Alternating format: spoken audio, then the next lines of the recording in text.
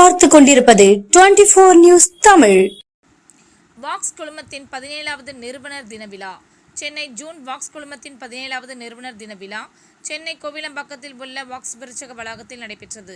இதில் வாக்ஸ் குழுமத்தின் ஒரு அங்கமான வாக்ஸ் அறக்கட்டளையின் சார்பாக 400க்கும் மேற்பட்ட ஆதரவற்ற மற்றும் கண் பார்வை இழந்த மாற்றுத்திறனாளிகள் குழந்தைகளுக்கு கல்வி பயில்வதற்கான ஊக்கத்தொகை வழங்கப்பட்டது.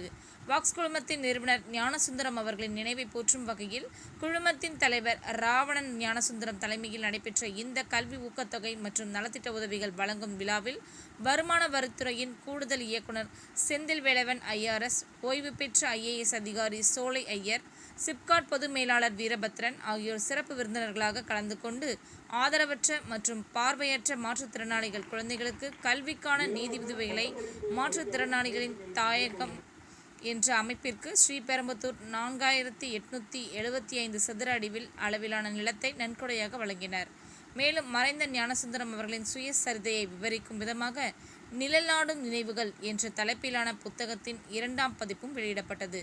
மேலும் இந்த நிகழ்வின் போது வாக்ஸ் குழுமத்தின் இயக்குநர்கள் கவிதா ராவணன் மற்றும் இந்திரஜித் ராவணன் ஆகியோர் 1000த்திற்கும் மேற்பட்டவர்களுக்கு உணவுகள் மற்றும் வேட்டி சேலைகள் வழங்கினர்.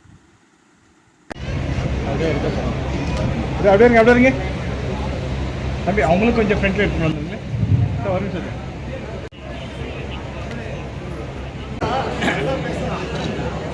Thank you, sir.